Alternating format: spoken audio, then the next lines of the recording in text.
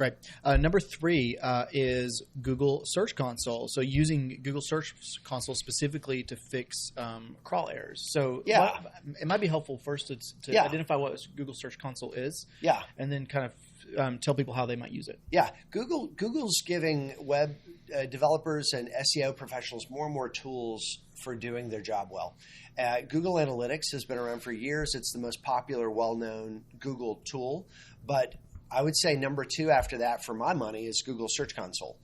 Google Search Console is like a monitor of the connection between your website and their search index. Yeah. And so one of the benefits of Search Console is once you claim your website and you have you're sort of connected, you've got Google Search Console and your website connected, you'll receive alerts. So if there's a usability alert, you'll receive an email. And so that's really good. What you want to do is make sure that you've gone through the setup process, and then you just want to start squashing bugs. If you've got any alerts that are in there, it may not be really hurting your business, but you just want to clear them out. It's appropriate. With a lot of SEO, we say the work is never done. I saw an SEO professional said it's like house cleaning. It could always be better, but it might be done for today, or you do a little bit every day. SEO is that way, but with Search Console, I would say that you want to get this to 100%. If you have Search Console telling you something is a problem, go ahead and treat it with your web developer as a this has to be fixed type situation.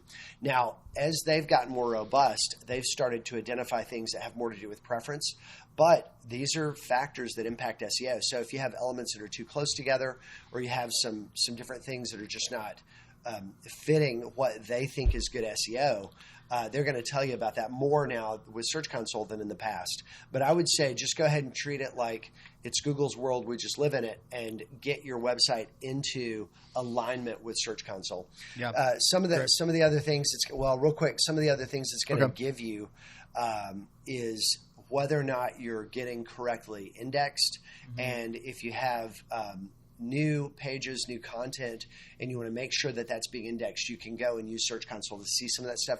So this is different than Google Analytics. It's not redundant with Google Analytics, and it's a little bit like what we used to do is use Google Analytics for sort of seeing what was happening after a site was live and it was indexed.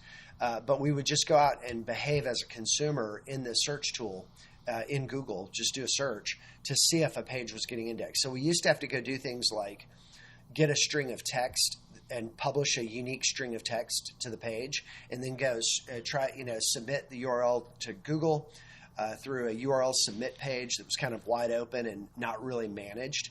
Yeah. And then go see if we could do that search in quotes and get that page to come up. And that was how we could verify to know that a page was indexed. Well, now we can go in and have a lot more control over where we are with the index, both for new pages and for entire new websites. Yeah. And so, Google Search Console is really great.